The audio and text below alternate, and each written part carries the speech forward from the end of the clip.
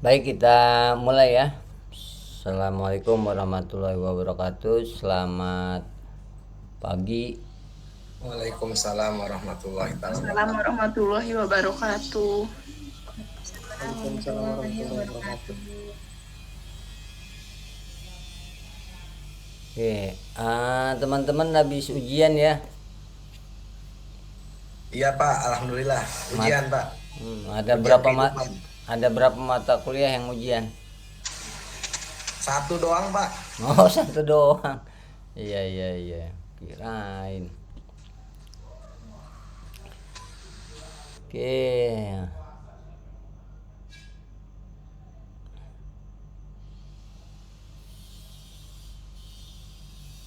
Ini waktu kita kuliah nih, kalau di jadwal kan masih panjang ya, masih sampai tanggal berapa?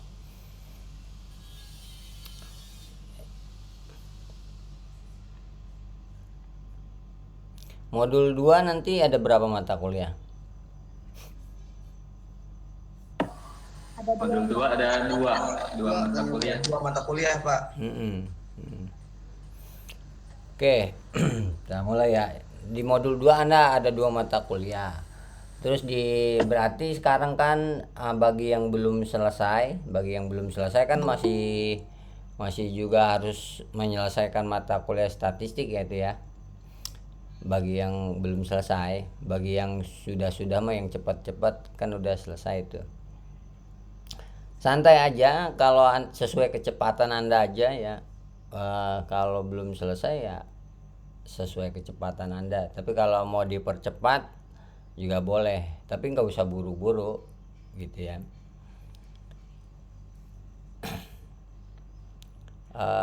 Jadwal di kampus kan sampai tanggal sekarang ya, tanggal sekarang udah UAS gitu.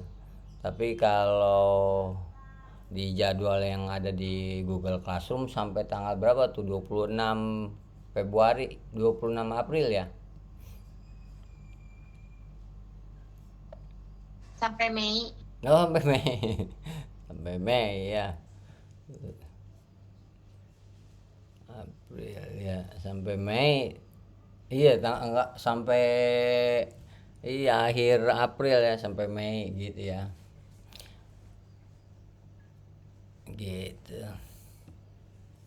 Jadi kalau kalau Anda mau sesuai jadwal sampai Mei, ya saya tungguin juga nggak apa-apa, santai aja. Kalau dengan konsekuensi berarti di modul 2 Anda udah 3 mata kuliah, 2 mata kuliah baru dengan masih statistika. Tapi kalau mau di cepet-cepet boleh juga ya kan, kalau ada waktu Anda kosong gitu seperti itu ya. Jadi nggak memaksa, saya mengajarnya sesuai dengan 1 minggu 1 topik aja gitu ya.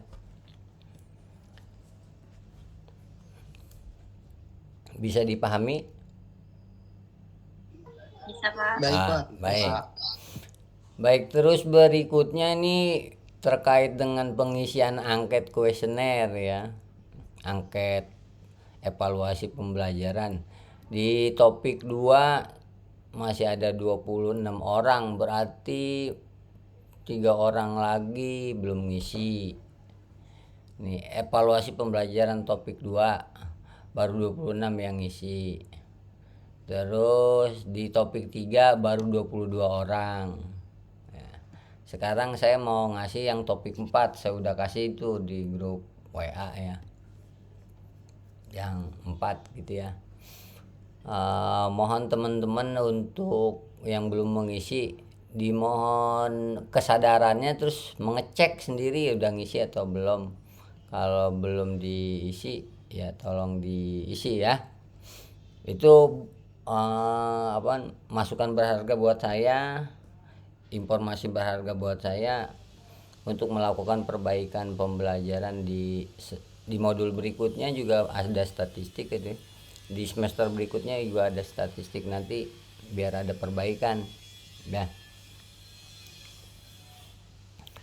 Terus hari ini kita akan mengevaluasi pembelajaran kita ya, mengevaluasi pembelajaran yang udah berlangsung.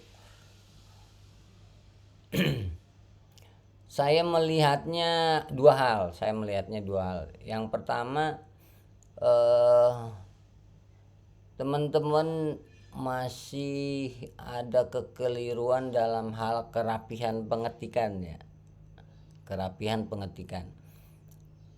Meskipun saya udah memberikan file contoh kan, setiap kali ada kekeliruan coba lihat contoh melalui WA. Saya juga udah kasih lihat contoh, bahkan udah saya kasih balon tip tuh apaan ya, kayak bubble gitu ya, bubble.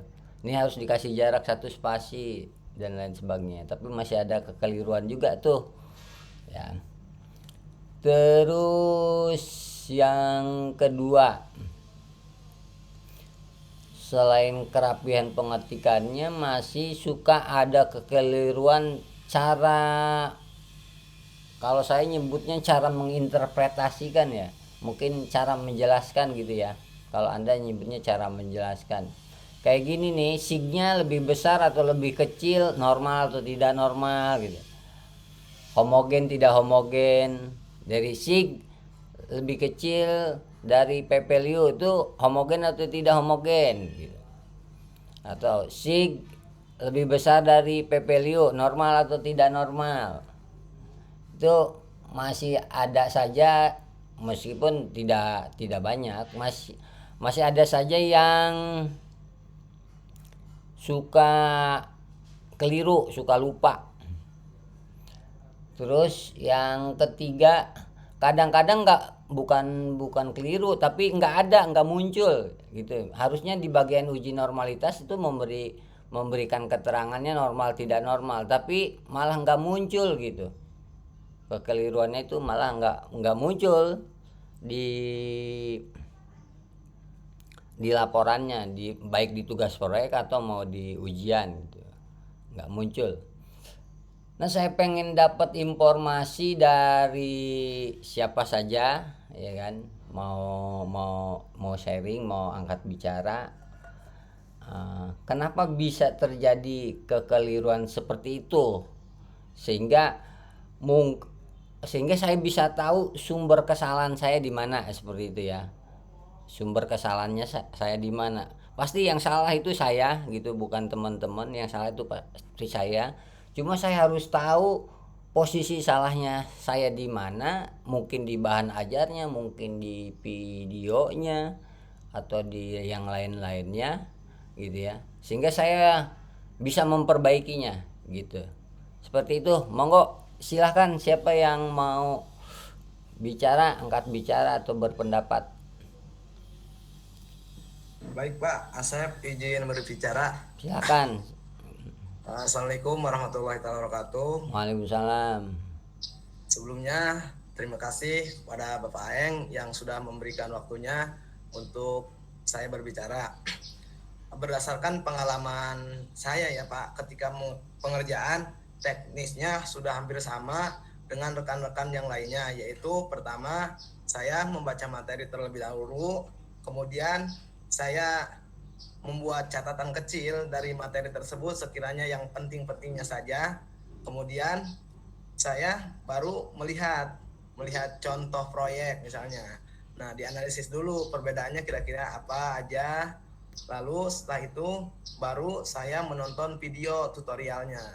Ketika saya menonton tutorial video, saya langsung actionnya Pak. Jadi langsung sambil mengerjakan. Di samping saya membuat catatan kecil, saya juga langsung mengerjakan. Misalnya di video itu membuat tabel, misalnya menuliskan rumus run bit width. Saya juga langsung mengikuti langkah-langkah tersebut di Microsoft Excel. Nah, akan tetapi saya sadari dan saya sangat rasa Pak, kekurangan pada diri saya itu yaitu kurang teliti Pak ketika saat mengerjakan. Contoh kecilnya saya akui yaitu dari segi kerapihan Pak. Bapak sangat sabar menurut saya Pak menuntut saya. Mas Asep ini kurang rapi, Mas Asep ini kurang, apakah benar ini tulisannya gini. Nah, saya terus untuk meminimalisir hal tersebut, saya di samping menunggu koreksi dari Bapak, saya juga menanyakan kepada teman-teman. Khususnya saya sebutkan saja seperti Kang Sopyan, Kak Dela, Kak Erwin, Kak Sarah, dan lain sebagainya. Menurut saya teman-teman saya ini sangat membantu saya Pak dalam hal pengerjaan proyek tugas saya. Membantu dalam artian bukan mereka yang mengerjakan, akan tetapi mereka hanya sekedar memberikan arahan, memberikan bimbingan agar saya bisa gitu Pak. Paling saya meminta, coba dong saya minta format tugas punya Kang Erwin misalnya. Nah di situ saya menyamakan kira-kira letak kekurangan punya saya itu di mana gitu. Nah setelah saya mengetahui letak kesalahannya, baru saya actionnya Pak, langsung kerjain lagi, lalu kumpulin lagi ke Bapak. Gitu Pak sih pengalaman yang dapat saya bagi. Sekian dan terima kasih. Wassalamualaikum warahmatullahi wabarakatuh. Waalaikumsalam warahmatullahi wabarakatuh. Makasih Kang Asep. Selamat datang nih bintang kelas kita Mas Rian. Ya Mas Rian, selamat datang Mas Rian. Terima kasih sudah bisa bergabung di kelas ini ya. Oke, tolong disimak ya. Oke. Silahkan selain Kang Asep tadi, siapa lagi? Monggo. Terima kasih Kang Asep, informasinya berharga sekali.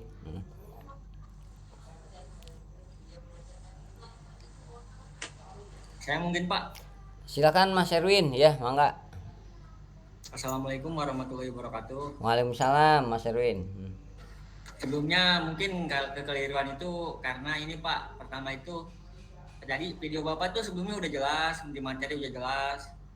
Kekeliruan itu pada kita sendiri Pak, kita tuh terkadang malas baca. Jadi kita tuh lihat contoh dari, misalkan saya lihat contoh dari kasaran. Saya tuh paling kita tuh ngegantinya yang angka-angkanya singnya berapa. Kita tuh nggak baca lagi itu Pak, itu yang bisa membuat kekeliruan. Itu normal atau nggak normal, kita kadang nggak baca lagi dan nggak ngeh gitu Pak. Mungkin itu doang sih yang bisa buat kita tuh suka keliru, suka salah. Kita itu intinya malas baca Pak, terutama saya. Itu aja Pak. Assalamualaikum warahmatullahi wabarakatuh. Iya ya, penyakit umum ya, lumrah ya di mahasiswa. Waktu saya mahasiswa juga begitu ya. Oke, terima kasih Mas Erwin. Informasinya selain Mas Asep sama Mas Erwin tadi siapa lagi kira-kira?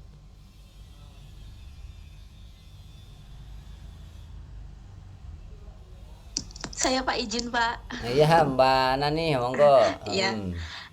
Sebagai yang sering sekali keliru dalam pengetikan ya Pak, yang saya rasakan sih kayaknya saya itu terlalu terburu-buru gitu. Jadi kekeliruan yang saya yang saya lakukan itu sebenarnya harusnya tuh nggak terjadi gitu. Kayak kan saya seringnya itu kayak penulisan SIG misalkan. Harusnya kan S-nya kapital, I sama G-nya enggak gitu. Nah, sekarang karena terburu-buru jadi langsung aja tulis gitu. Padahal kan setting di laptopnya misalkan masih huruf kapital semua. Terus kayak tanda baca habis koma itu spasi atau gimana kadang-kadang tuh ya gitu Pak, gara-gara mungkin terlalu terburu-buru, terlalu senang gitu kan. Soalnya saya kan ngerjainnya juga kayak teman-teman juga sama sebenarnya, kayak baca dulu materi, nulis dulu materi, ngerjain materi sambil lihat videonya.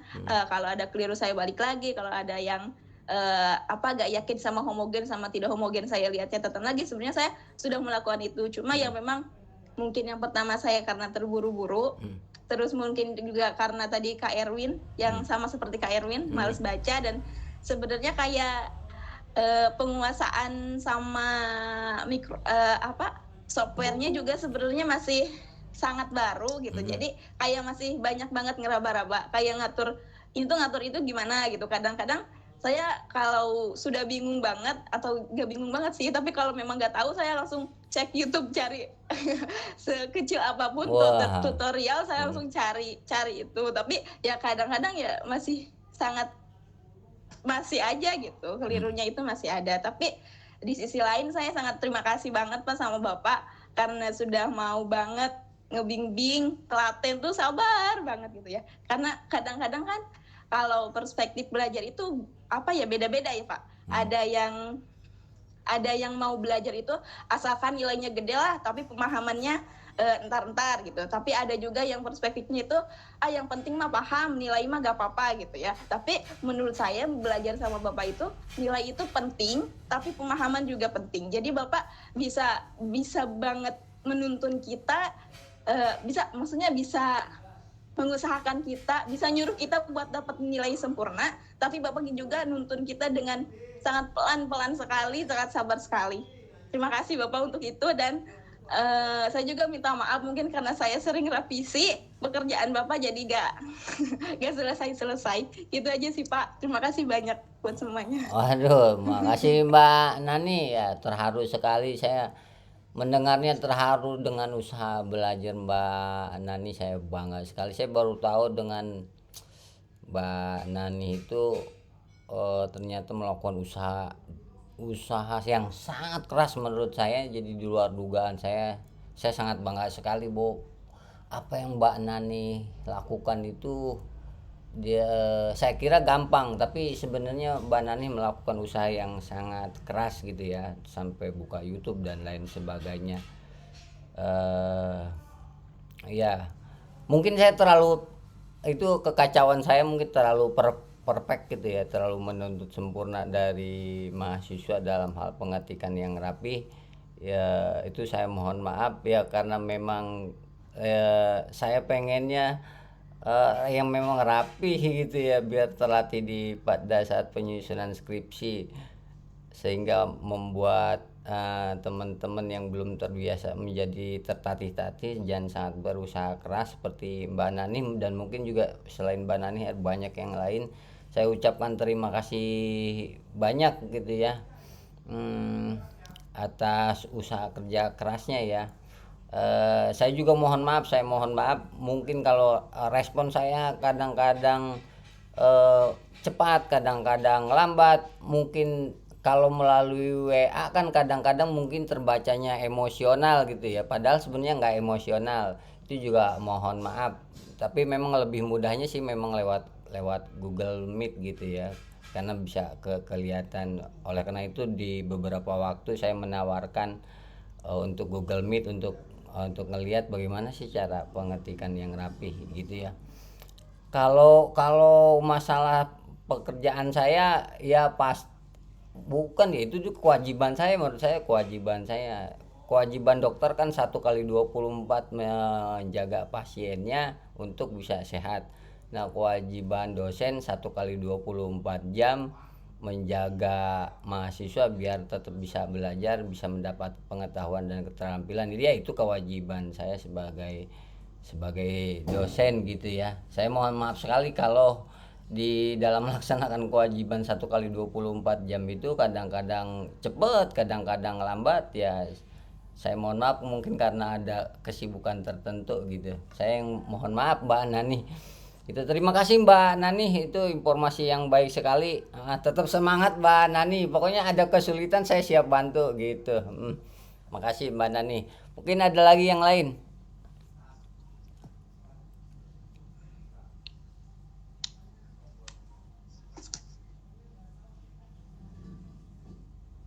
Yang lain mungkin Mbak Lintang Ayu, mungkin Mbak Francisca atau Mbak Ayu Nurpika Asari. Ya, Mbak Ayu Nurpika juga saya di luar ekspektasi Mbak ya. Mbak Ayu Nurpika itu di awal-awal tertatih-tatih ya, ngetik lama banget gitu ya kan, kalau bahasa sederhananya nih ngetik Iya, lama Pak. banget, nggak bisa gitu aja, nggak bisa dalam hati saya. Tapi ya pergerakannya lumayan cepet gitu ya, jadi usaha belajarnya lumayan Karena cepat. nggak sabaran ya Pak, salah mulu gitu. Ya saya yang nggak, sebenarnya saya nggak sabaran orangnya, tapi berusaha untuk sabar. Ya Saya, sama aja. Eh, udah direvisi WA lagi, revisi WA lagi. Maaf mm-mm. ya Pak, kayak diteror sama saya. Oh, nggak apa-apa Mbak. Gitu. Saya malah senang kalau kayak gitu. Yang penting Bang, apa motonya itu jangan miring, nggak jelas ya. Kalau miring saya ikut-ikutan miring ngebacanya kan, leher saya jadi miring. Tapi kalau misal fotonya jelas, terus informasinya jelas, itu saya senang ya kan. Bahkan bisa saya telepon langsung kalau lagi buka WA, bisa saya telepon langsung. Saya Kayak aktif, jadi handphone saya tuh di anak gitu ya kan, tapi saya tetap aktif di laptop, jadi nyambung terus WA-nya ke laptop. Tapi kalau handphonenya langsung baterainya habis langsung dicas, jadi saya berusaha untuk tetap aktif WA di laptop saya gitu, jadi iya. nggak Maaf ya masalah. Pak ya, awal-awal kayaknya susah banget gitu. Kok lama-lama alhamdulillah gitu udah bisa gitu langsung ngerti. Ya biarpun revisi lagi, revisi lagi. Ya, iya. Ya sebenarnya kalau yang ujian sebenarnya nggak boleh revisi ya. Sebenarnya yang ujian tuh nggak boleh revisi. Iya Pak. Tapi gini, kenapa sih kenapa bisa revisi? Awalnya dia Mas Erwin itu kan gerakannya cepet, cepet terus rapi. Tiba-tiba pada tugas proyek pakai ujian berapa gitu, kok jadi salah ya gitu. Aduh Pak, padahal menurut saya udah senang banget tuh, nggak ada revisi di ujian, tiba-tiba dalam satu waktu jadi salah gitu. Padahal menurut saya harusnya nggak salah nih, karena di tugas proyeknya juga udah benar gitu. Kenapa di ujiannya jadi salah? Akhirnya direvisi tuh. Kalau di Mas Erwin aja udah bisa revisi, kemudian masa saya tolak, kan pasti informasinya menyebar ya kan.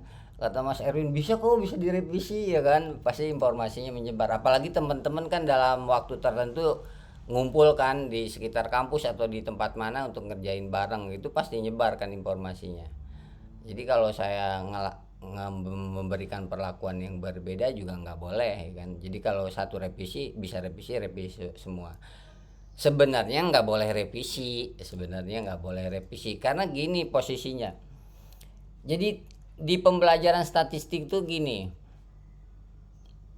teman-teman tuh dikasih nonton tutorial, terus ngerjain tugas proyek berkali-kali revisi. Itu harapannya bisa paham, sebenarnya bisa paham eh, cara mengetik yang rapihnya seperti apa, menginterpretasikannya seperti apa. Karena dengan belajar kesalahan dari tugas proyek seharusnya ya harapannya gitu udah tahu tuh titik-titik kesalahannya atau titik-titik kekeliruannya gitu ya, sehingga disebutnya belajar dari kesalahan gitu, belajar dari kesalahan tugas proyek, sehingga pada saat ngerjain ujian topik itu dia udah tahu tuh mana saja titik-titik kesalahan yang mungkin. Harapannya waktu ngerjain ujian topik itu udah ada, udah tidak ada lagi kesalahan, udah tidak ada lagi kekeliruan, baik dari segi pengetikan, dari segi kerapihan pengetikannya, maupun dari segi interpretasinya, memberikan keterangannya. Harapannya sih begitu. Tapi ternyata di luar harapan gitu ya. Mungkin juga karena teman-teman juga nggak melihat rubrik. Sebenarnya rubrik penilaian itu kunci ya. Saya kasih tahu, rubrik penilaian itu kunci loh. Kunci bagaimana Anda bisa dapat nilai 100 tuh di rubrik sebenarnya. Di tugas proyek maupun di ujian tuh ada rubrik ya. Nah, itu rubrik. Nah, rubrik ini kan misalkan format laporan sesuai dan lain sebagainya itu rubrik nih. Nah, rubrik ini membantu Anda untuk bisa dapat nilai tugas proyek, mendapat nilai 100 dengan dibandingkan aja dengan rubriknya. Ini kan rubrik itu menentukan mana nilainya sesuai, mana yang nol. Pokoknya yang sebelah kanan itu nilainya 0, sebelah kiri pasti nilainya bagus. Itu 15 poin, 5 poin, 5 poin, 5 poin itu. Sebenarnya itu kuncinya di situ. Kalau nggak ngerti rubriknya, mungkin perlu ditanyakan ke dosen. Gitu, rubriknya perlu ditanyakan ke dosen. Bisa jadi kan makanya dikasih contoh, selain rubrik dikasih contoh. Selain rubrik dikasih contoh kan, di setiap topik itu kan ada contoh laporannya, itu cara pengetikannya, cara nginterpretasinya dikasih contoh. Seperti itu sih harapannya ujian topik tuh sebenarnya pengennya nggak ada revisi, tapi masih perlu dikasih kesempatan untuk revisi ya, karena dari segi terutama dari segi kerapihan pengetikan. Kalau cara memberikan keterangannya hampir sedikit ya, sedikit kekeliruan gitu. Paling dari 29 teman-teman itu paling antara 2 sampai 4 orang lah gitu ya. Misalkan salah interpretasi harusnya normal jadi tidak normal. Itu paling sedikit orang. Tapi yang paling banyak itu kerapihan pengetikannya aja sih.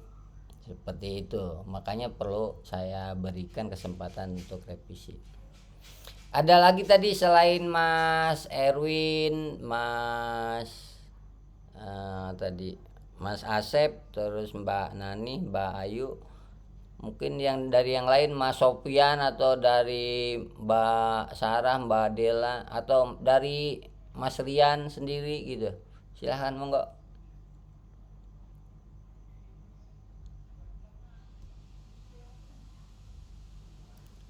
Silahkan yang lain.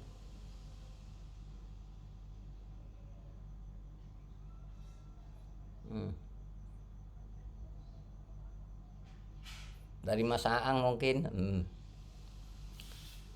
Ya Pak, boleh Pak. Nah, silakan Mas Aang. Iya, jangan malu-malu Mas Aang. Ya Pak. Assalamualaikum warahmatullahi wabarakatuh. Waalaikumsalam. Sebelumnya terima kasih Pak atas waktunya. Mohon maaf kepada teman-teman. Izin menyampaikan Pak, emang di 2 minggu ke belakang saya juga sempat ada kendala. Ya. Jadi di masalah laptop agak error dan harddisknya juga error. Jadi harus diganti. Aja Pak, pas laptop error itu sama saya data yang dari pertemuan topik pertama sampai ke 3 itu sama saya udah di backup semua, dipindahkan ke flashdisk. Dan udah perkiraan udah pasti ini kata saya. Ternyata emang ada trouble-nya, yang pertama di harddisk, yang kedua di keyboard. Akhirnya sama saya juga dibenerin sama teman juga bareng-bareng gitu. Alhamdulillah sekarang mulai normal nih. Tapi tetap kursornya agak geser-geser sendiri tuh Pak. Iya, iya, iya. Nah, tetap Pak, insya Allah pasti ngikutin pelajaran Bapak dengan baik, tetapi saya hal yang beda gitu Pak. Pas nge-save PDF-nya itu kalau di laptop itu suka nggak ada garis yang garis. Misalnya kalau kita pindahin tabel correlation gitu ya Pak, pindahin ke Word gitu. Ketika pas kita nge-save Word-nya itu nggak ada garis. Padahal di Word-nya ada. Ketika pas nge-save PDF-nya di laptop nggak ada gitu Pak. Oh, nge-save PDF. Begitu di Word-nya ada, tapi pas nge-save ke PDF-nya nggak ada. Iya, nggak ada. Oke. Baik. Itu dong sih Pak. Makanya saya alternatifnya cara Bapak itu yang pakai online itu secara online, makanya saya rubah PDF-nya secara online. Oke. Baik. Langsung aja nih Kang Aang ya. Biasanya dibikin tabel kan misalkan gini ya, tabel. Nih. Kan Anda dipilih border tuh ya di tabel desain di sini ya. Di sini lihat nih, ada yang setengah PT ya. Setengah PT. Bisa kelihatan nggak? Ya Pak, kelihatan. Ya, kan setengah PT. Kadang-kadang biasanya laptop tuh yang resolusi rendah, dia nggak begitu di save ke PDF, yang setengah PT ini nggak bisa kecetak gitu, nggak bisa muncul. Nah, caranya bisa tadi melalui PDF-nya di web, bisa juga di sini ukuran bordernya kita rubah misalkan jadi 1,5 PT, 1,5 PT ya. Jadi begitu ini no border itu kita udah milih 1,5 PT, 1,5 poin. Jadi akhirnya memang agak gede gitu ya. Tapi begitu di PDF kan udah muncul seperti itu, Mas. Jadi ukuran PT-nya ini di bordernya lihat ya, di desain ini bordernya 1,5 PT. Jangan yang 1/4 PT, kan biasanya 1/4 PT tuh.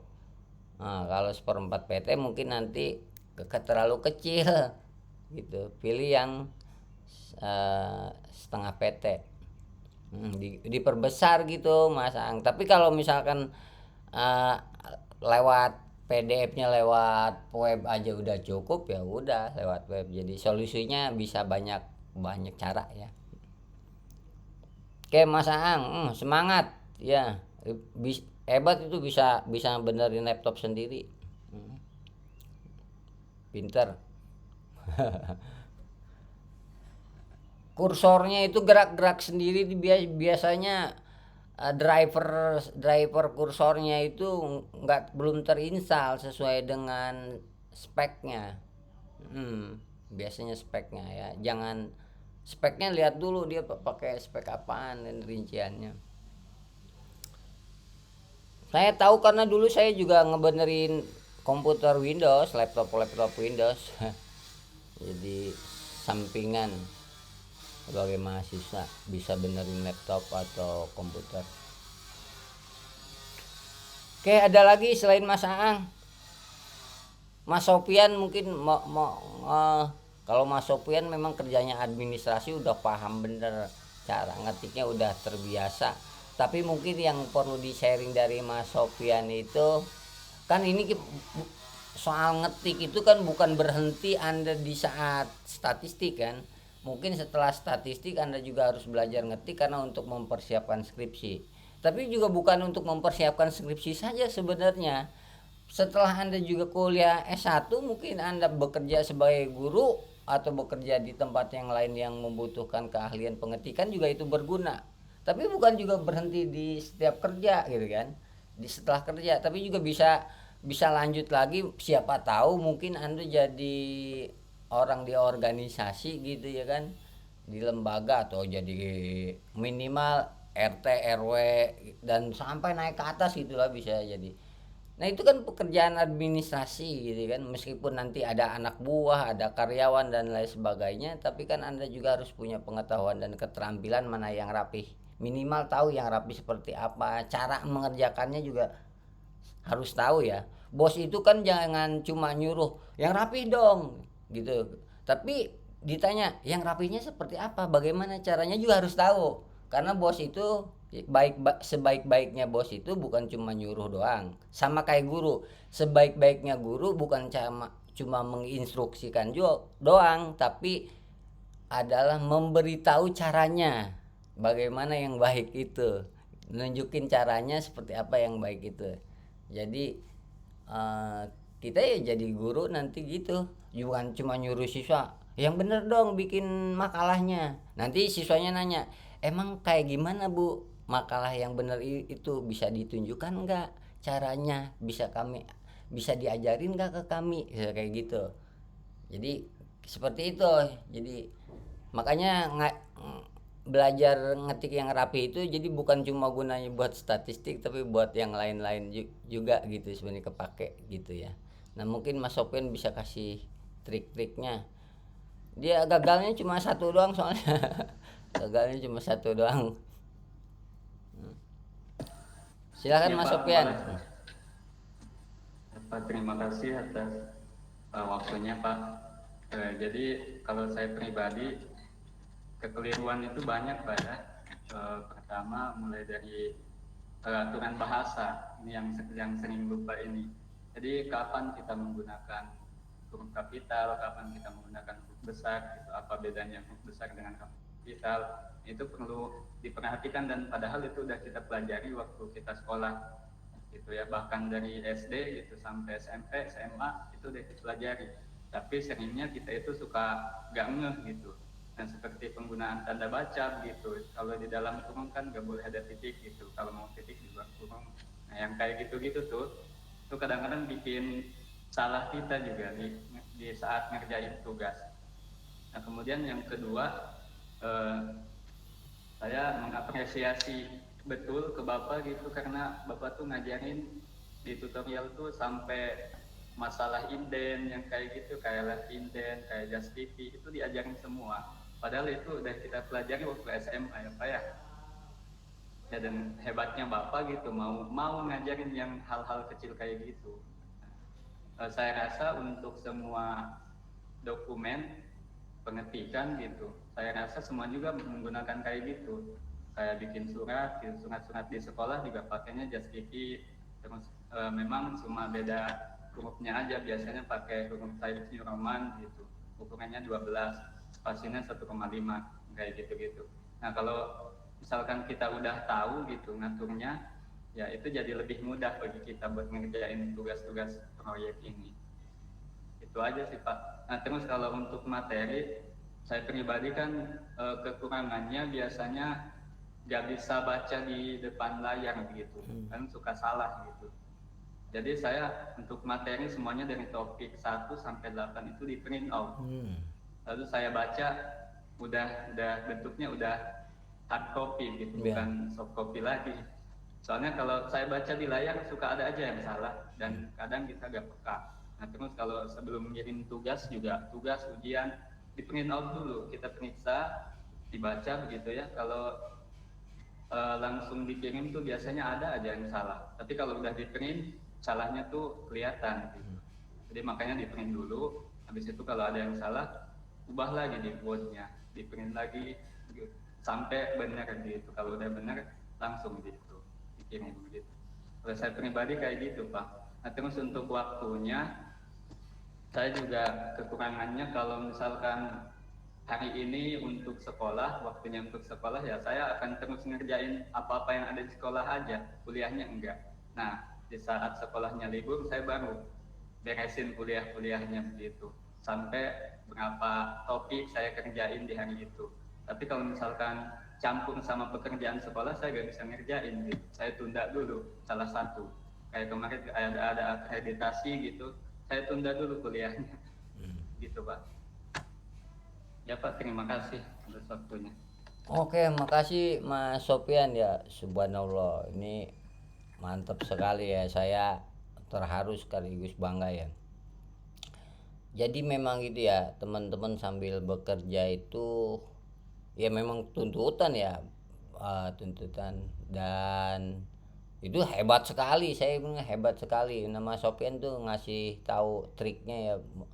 kalau lagi di sekolah ya kerjain aja dulu tugas di sekolah karena kerjaan di sekolah. Kalau udah di rumah ada waktu untuk ngerjain tugas kuliah, fokus ke kuliah gitu. Terus Mas Sopian tuh kayaknya udah punya tahu kelemahan diri dan bisa ngatasi gitu.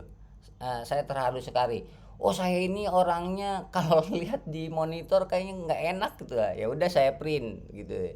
Saya print, Mas Sopian ngeprint terus ngebaca. Saya juga nggak bisa kalau ngecek itu di layar monitor. Pasti dari pengalaman saya katanya kalau cek di monitor suka sulit menentukan salah ketiknya atau enggak, makanya di print. Emang biasanya pekerjaan administrasi kan bikin surat di print dulu, dicek dulu gitu kan, seperti itu. Nah itu saya kira itu juga saya belajar akhirnya dari Mas Sopian. Saya baru tahu dari Mas Sopian, oh begitu toh ya kan gitu ya, cara untuk meminimalisir kesalahan ya kan. Saya juga seringkali begitu, berkali-kali itu ya, kok bikin modul udah saya cek rapi, udah pakai searching, udah pakai apaan ya, kan ngeceknya bisa pakai replace juga tuh, pakai searching ya, find kata-kata ini masih ada nggak ditemukan kesalahan gitu ya, dan lain sebagainya. Oh ternyata harusnya memang harus di print, cek lagi di print gitu ya. Oke, good. Terima kasih Mas Sopian. Jadi saya juga tahu, dapat ilmu dari Mas Sopian ya. Ya memang butuh latihan ya Mas Sopian ya, butuh latihan, butuh ini. Saya kira juga bukan teman-teman tuh nggak berlatih, bukan saya ngomong begitu. Maksud saya ya teman-teman harus sabar dengan diri sendiri gitu ya. Kalau belum bisa ya memang waktunya belum bisa, tapi bukan berarti belum bisa itu nggak bisa, tapi memang belum waktunya nggak bisa, cuma butuh waktu lama lagi untuk bisa gitu. Maksudnya begitu, karena Mas Sofian juga mengawali kebiasaannya juga mungkin udah lama gitu kan, sehingga kemampuannya bisa sampai seperti ini ya. Teman-teman itu juga harus bisa nyampe kemampuan seperti itu, karena di dunia kerja juga akan dituntut kemampuan seperti itu gitu ya, meskipun tuntutannya lain. Misalkan mungkin di administrasi mengetiknya, mungkin di administrasi ketelitiannya, tapi di yang lain itu kan ada keterampilan juga yang dituntut, misalkan kecepatan menghitung. Nah semua keterampilan itu juga kan bukan sekali dua kali dilatihnya kan, butuh waktu untuk melatih itu sehingga kita punya pengetahuan dan keterampilan yang spesifik yang bisa kita kuasai ya. Kuliah itu kan bagi saya sih kuliah itu ajang latihan aja, namanya mata kuliah statistik ya, itu ajang latihan aja, ajang latihan ketelitian, kecermatan. Di dalam pekerjaan nanti nggak dipakai statistiknya, yang dipakai itu kecermatan ketelitiannya ya, cara berpikirnya aja. Mata kuliah hukum pidana di dunia kerja nggak kepake mata kuliahnya, tapi kemampuan menganalisanya ya kan, bagaimana hubungan sebab akibat antara satu faktor dengan faktor lainnya gitu kan, menyebabkan pidana dan lain sebagainya, itu yang dipakai. Jadi analisa berpikirnya mata kuliahnya nggak kepake, tapi ilmu berpikirnya, kecermatan, ketelitian, tanggung jawab, cara menganalisa, itu yang dipakai. Mata kuliahnya enggak, tapi ilmu dari mata kuliahnya yang kepake. Jadi benar kata orang, kuliah mah nggak kepake, emang bener nggak kepake mata kuliahnya mah, tapi ilmu dari mata kuliahnya itu kepake. Di mata kuliah, kebetulan di mata kuliah statistik itu kecermatan dan ketelitian itu nanti kepake di dunia kerja. Di statistiknya nggak ngitung homogen, di dunia kerja nggak ada nanti normal, tidak normal, homogen, tidak homogen, nggak ada. Yang ada itu kecermatan dan ketelitiannya, karena di dunia kerja nanti dituntut cermat, dituntut teliti gitu. Jadi saya nggak jadi jangan dilihat normal, homogen, tidak homogennya yang di dunia kerja, tapi saya cuma melatih Anda untuk cermat, untuk teliti, untuk disiplin. Cuma medianya mata kuliah statistik gitu. Nanti di dunia kerja juga nggak bakalan kepake. Paling kepakainya pada saat skripsi aja. Tapi di dunia kerja nggak bakalan kepake sama sekali. Gitu. Saya belajar sejarah aja itu nggak kepake sebenarnya. Saya sekarang dulu saya S1-nya pendidikan sejarah, S2-nya pendidikan sejarah nggak kepake. Gitu ya. Tetapi bukan materinya nggak kepake. Yang kepake dari pelajaran sejarah itu ininya, cara berpikirnya, kebajikannya gitu. Jadi kalau orang ngelihat sesuatu itu jangan langsung menilai oh begitu, tapi harus dilihat alurnya dulu, bagaimana perjalanannya gitu. Itu orang sejarah begitu. Jadi membuatnya jadi tahu persis perbedaan kenapa orang begini, kenapa bangsa begini dan lain sebagainya karena beda-beda jalannya gitu. Nah, itu. Jadi belajar itu sebenarnya bukan ilmu dari mata kuliahnya tapi apaan ya? Tadi kecermatan, ketelitian, disiplin, tanggung jawab. Ya, itu sebenarnya di bukan isi mata kuliahnya ya, bukan isi pelajarannya, tapi ilmunya itu sendiri gitu. Ilmunya itu sendiri. Gitu ya. Oke Mas Sofyan, ada lagi mungkin yang lain? Saya Pak. Oh iya Mbak Sarah monggo. Mbak Sarah nih number one ya, number one. Mantap.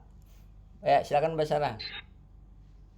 Ya, pertama-tama saya mau mengucapkan terima kasih sama Bapak karena nggak mungkin saya sampai sejauh ini tanpa bantuan Bapak. Menurut saya pembelajaran yang Bapak beri gitu ya, dari mulai materi, dari mulai tata cara, itu membuat kita tuh open minded gitu. Oh, apa aja nih yang salah, apa aja nih yang harus diperbaiki gitu. Jadi antusiasnya juga tinggi gitu Pak. Jadi menurut saya yang tadinya saya memandang mata kuliah ini wah sulit, menjadi kayak oh easy ya ternyata gitu, nggak tersulit gitu karena mungkin metode yang Bapak ajarkan tuh sangat praktis gitu Pak ya. Bahkan kalau misalkan isi kuesioner saya bingung Pak harus isi apa, soalnya kayak setiap topiknya itu sama gitu, setiap topiknya itu kayak benar-benar jelas gitu Pak. Kayak gitu, cuman mungkin yang tadi Mas Erwin bilang kadang kita suka males baca materi gitu ya, apalagi di ujian topik yang udah ada satu topiknya tuh 2 pengujian, misalkan kayak independent competitor sama Warsaw contest kayak gitu. Nah, saya cuman kayak pengen saranin sedikit aja ya Pak, biar kayak kita tuh nggak males buat baca gitu ya kan, postingnya itu ada 70 halaman kadang. Iya. Ya kan, walaupun Bapak udah ngasih ini loh gitu, apa tuh paragraf, bukan paragraf, kayak susunannya ini, ke tabel-tabelnya ini kamu lihat di situ kayak gitu kan. Iya. Ya, tapi kadang kita selewat suka gak ngerti kalau kita benar-benar nggak merhatiin tabel itu gitu. Jadi menurut saya kalau misalkan nanti kedepannya ada 2 ujian seperti itu, materinya itu seperti dipisahkan gitu loh Pak. Kayak ujian independen sampai tes, ini materinya, Warsaw tes ini materinya, jadi tidak bertumpuk di situ gitu Pak. Oh iya. Tapi itu oke, ntar itu kira-kira kan gini, antara misalkan independen kita tadinya mau nguji independen tapi nggak memenuhi syarat gitu ya, syaratnya tidak normal, kita kan harus beralih ke namanya Man-Whitney ya. Man-Whitney ya. Oke, itu Anda nggak bakalan keliru ya, untuk beralihnya itu nggak bakalan keliru ya. Iya, gimana Pak maksudnya? Iya kan, mungkin data Anda tadinya kan Anda punya satu data kan, satu tabel data. Oke, begitu tabel data itu diuji normalitas kan, tadinya Anda pengennya mau pakai uji independen kan. Oke, begitu Anda uji normalitas, oh ternyata tidak normal, ditransformasi juga tidak normal juga, akhirnya kan harus beralih ke Man-Whitney ya. Iya. Itu kan istilahnya 2 ujian tapi masih dalam satu logika jalur gitu loh. Iya gitu Pak. Maksud saya sebenarnya kalau dibikin 2 gambar, dibikin satu gambar sekaligus gitu ya, itu biar satu ngejalurnya jadi satu gitu. Jika tidak terpenuhi untuk independen, beralih ke Man-Whitney. Tapi kalau misalkan dipisah-pisah seperti Mbak Sarah sarankan, kita diskusi ya, Mbak Sarah sarankan itu, saya khawatirnya Mbak Sarah itu nggak bisa kapan harus beralih ke Man-Whitney gitu. Kira-kira menurut Mbak Sarah nggak masalah ya dipisah, masih tetap bisa menentukan. Oh iya Pak, saya mengerti maksud Bapak. Jadi kayak kan itu emang satu alur ya Pak ya. Jadi kan Jadi kan emang kalau misalkan kita memilih independen atau kita memilih Wilsokon kan itu di bagian akhir ya Pak ya. Nah, jadi saya mikirnya gini nih Pak, kalau misalkan nih misalkan kita bikin 3 file nih Pak, ya, 3 file itu kita bikin kayak ya udah ini dari awal nih nyampe bagian ini gitu loh. Nanti di bawahnya ada keterangan jika kalian hasilnya tidak normal maka pilih ini. Jika kalian hasilnya normal maka pilih ini. Nah jadi kan di situ tabelnya jelas harus kayak gimana. Kadang ada di modul yang kita tuh independen nih, tapi di modul cuma ada Wilsokon nih tabelnya. Ada beberapa teman-teman yang menanyakan saya ke situ gitu ya, sampai saya harus balas-balas satu persatu, nggak apa-apa masukin aja itu yang ada di SPSS kata saya gitu, tapi tabelnya beda sama yang di modul, nggak apa-apa kata saya gitu. Menurut saya untuk meminimalisir itu untuk kedepannya ya udah dipisah aja gitu Pak, tinggal kita kasih keterangan gitu.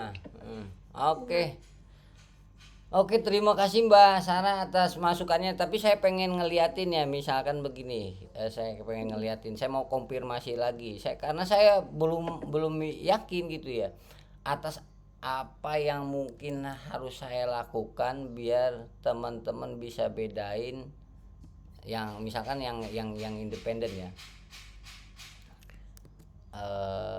Kapan beralihnya gitu ya.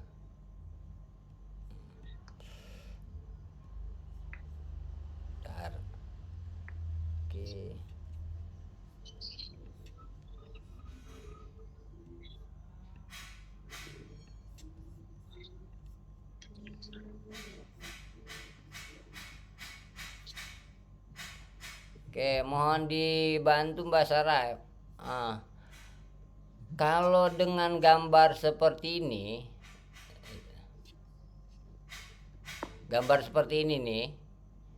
nih, kalau misalkan dengan kan data nih, punya data,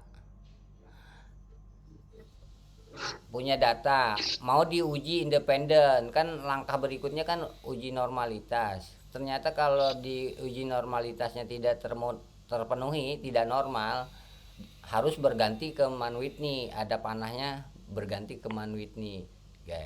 Ini saya sebut gambarnya itu gambar prosedur berlangsung gitu ya. Jadi jika tidak terpenuhi untuk uji independen ya ganti ke Manwitney ya. Nah, tapi kalau terpenuhi ya bisa langsung uji independen gitu ya. Tapi kalau dipisah saya seolah tak khawatirnya beda situasi gitu. Padahal kita punya tabel datanya bisa jadi sama, tapi bisa jadi ini kan bisa jadi independen, bisa jadi Manwitney, tergantung hasil uji normalitasnya. Seperti ini. Jadi menurut Mbak Sarah sebaiknya satu persatu aja, yang independen satu gambar, yang Manwitney satu gambar juga gitu ya. Gimana Mbak? Menurut saya sih gitu, tapi saya nanya balik nih ke teman-teman, soalnya kan nggak bisa satu suara ya Pak ya, harus banyak suara gitu untuk menentukan suatu proses pembelajaran. Makanya saya nanya ke teman-teman aja nih, gimana teman-teman prosesnya gitu, apakah kalau setiap pengujian harus dipisah seperti tabel-tabelnya atau gak keterangan-keterangannya, apa mau kayak gitu aja. Saya gimana teman-teman aja sih Pak, tapi itu menurut saya gitu. Iya, oke. Ya teman-teman nih, oke. Teman-teman segini, jadi di setiap uji ya dimulai dari uji Pirate ya, topik keempat kan uji Pirate pasangannya dengan uji Wilsokon.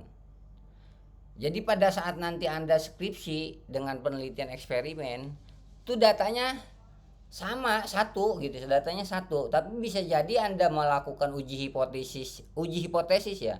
Uji hipotesis bisa jadi Pirate ya, bisa jadi Wilsokon, tergantung pada saat uji normalitas. Kalau datanya normal ya, normal berarti pakai Pirate misalkan. Kalau tidak normal ya pakai Wilsokon gitu ya. Nah, untuk memastikan normal tidak normalnya itu usahanya ada banyak. Cek dulu pakai uji normalitas pakai selisih. Kalau pakai selisih tidak normal, cek lagi uji normalitas dengan selisih trans.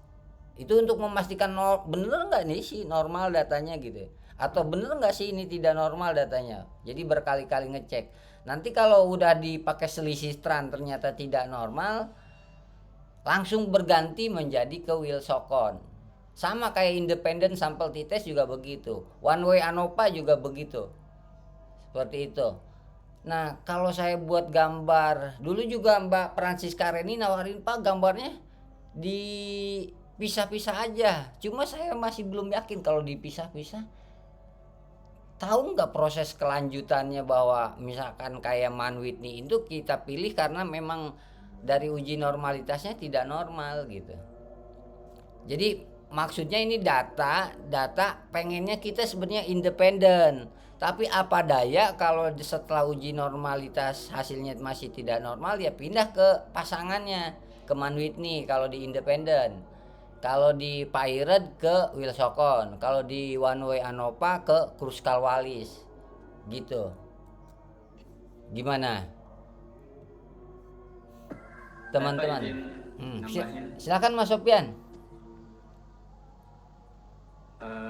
Kalau menurut saya sih Bapak gak perlu ubah itunya, gak perlu ubah modulnya, tapi setiap uji itu, setiap topik itu kita bikin 2 simulasi aja gitu Pak. Simulasi yang pertama, ini kalau misalkan kemungkinan normal nih, nah berarti kan Pirate sample t-test. Nah kalau misalkan bikin lagi simulasi yang satu dengan data yang tidak normal gitu. Jadi masing-masing topik yang ada 2 uji berpasangan itu ada 2 simulasi gitu Pak. Oke, berarti nyusun laporannya juga dua ini ya Mas Sopyan, 2 kali gitu ya. Berarti bikin simulasi. Ya, cuma kan kalau ya. Nah, bikin simulasi satu dengan data tidak normal pakai Man Whitney, terus bikin laporan. Simulasi satu lagi dengan data normal, bikin laporan juga dengan independen gitu ya Mas Sopyan. Iya, ya mungkin kalau caranya seperti itu akan lebih mudah dipahami gitu, dan kita juga dari awalnya udah tahu nih arahnya kemana gitu. Kalau misalkan nggak normal atau tidak normal. Karena kalau Sopyan lihat juga pernah di modul itu ada tabel yang padahal beda ujinya begitu, tapi tabelnya sama gitu. Ada yang begitu Pak di modulnya. Iya. Cuma nggak tahu, lupa lagi di topik berapa. Baik, terima kasih. Langkah baiknya dibikin 2 simulasi. Iya Pak. Baik, terima kasih Mas Sopyan. Baik, berharga sekali, berarti dibikin simulasi bukan berlanjut ya. Makasih Mbak Sarah. Ada lagi Mbak Sarah? Tidak Pak, saya setuju sama Mas Sopyan sih, baiknya bikin 2 simulasi saja, tapi modulnya satu runtutan gitu. Baik, baik. Simulasinya aja kayak yang harus dibedakan gitu. Baik. Terima kasih Pak. Sama-sama. Aduh, terima kasih sekali. Nanti saya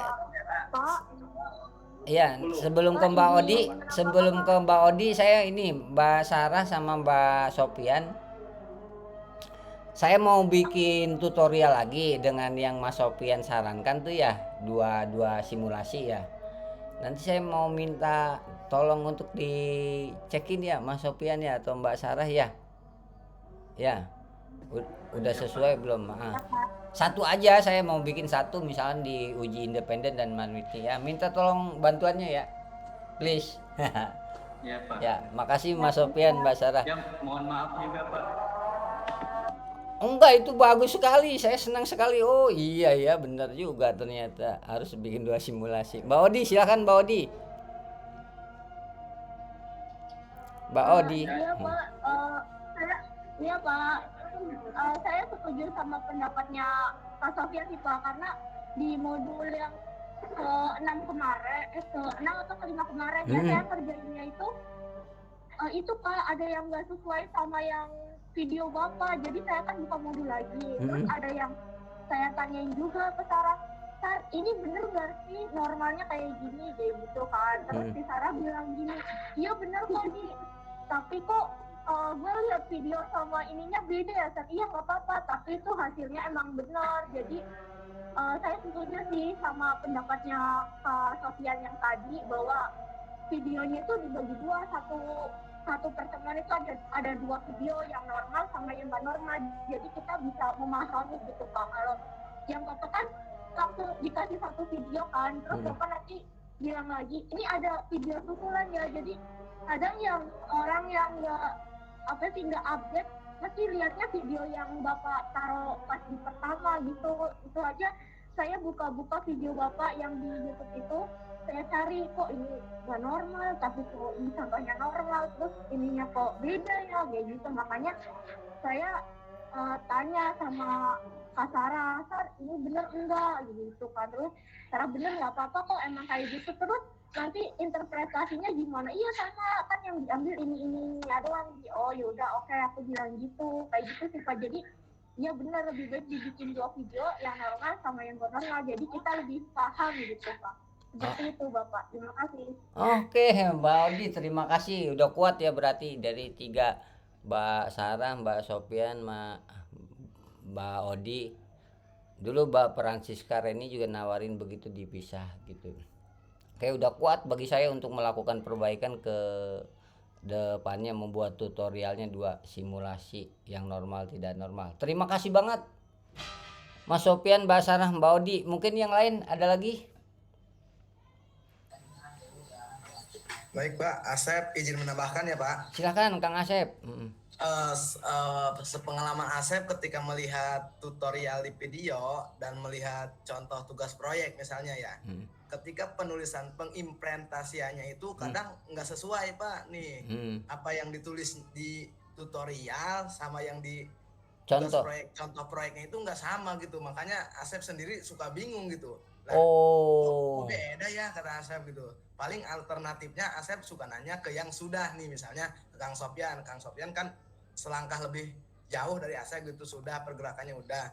Coba dong Kang Sofian lihat interpretasinya kira-kira udah bener atau belum gitu. Soalnya Asep lihat di tutorial seperti itu, sedangkan di contoh tugas proyek berbeda, akan tetapi di interpretasi punya Kang Sofian berbeda juga gitu. Makanya Asep melihatnya acuannya yang sudah selesai mengerjakan tugas dan mendapatkan nilai 100 gitu Pak. Bukan mengesampingkan contoh yang ada di tutorial atau yang ada di contoh tugas proyek gitu Pak. Terima kasih. Oke, iya. Karena soalnya iya, terima kasih. Itu karena ini jalur produksinya itu beda Mas. Jadi gini, saya mau kasih tahu cara saya memproduksinya.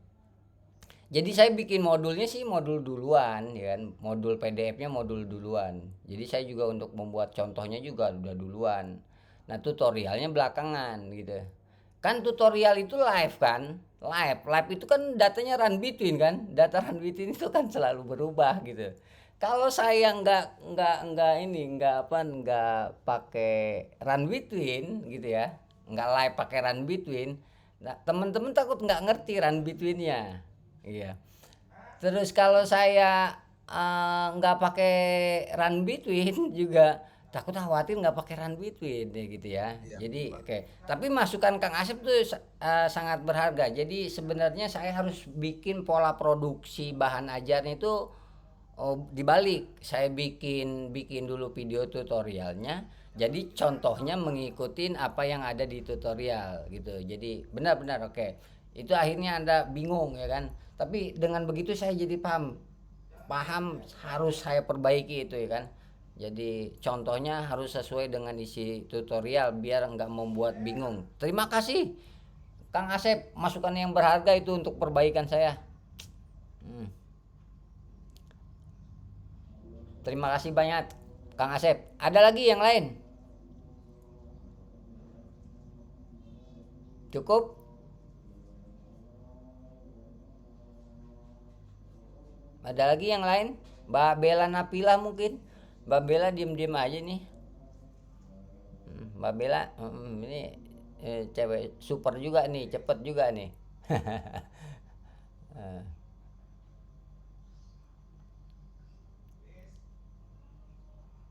Ada Mbak Bella? Tidak ada? Halo? Suara saya terdengar nggak Kang Asep? Siap Pak, terdengar sangat iya, jelas Pak. dengar Pak. iya kirain ya videonya nge-lag gitu ya kan. Suaranya nge-lag enggak ya? Oke, Lancar, Pak, cukup. Nah, lancar. ada lagi yang lain? Cukup?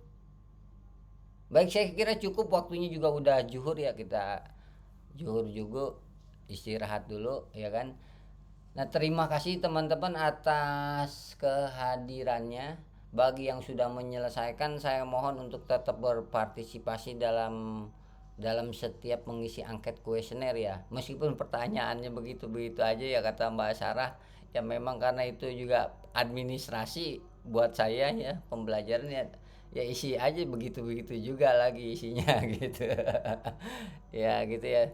Terima kasih banyak atas waktunya. Terima kasih tadi udah berpartisipasi Mbak Nani, Mbak Odi, Mas Aang, Mas Sofian, Mas Asep tadi, Mbak Ayu dan lain sebagainya udah menyampaikan saran dan kritiknya buat saya. Saya akhiri. Assalamualaikum warahmatullahi wabarakatuh. Mohon izin ditutup. Assalamualaikum warahmatullahi wabarakatuh. Pak, izin live ya Pak. Ya, izin live ya. Sama saya juga ya. Terima kasih ya Pak. Ya. Terima kasih Pak. Sama-sama semuanya.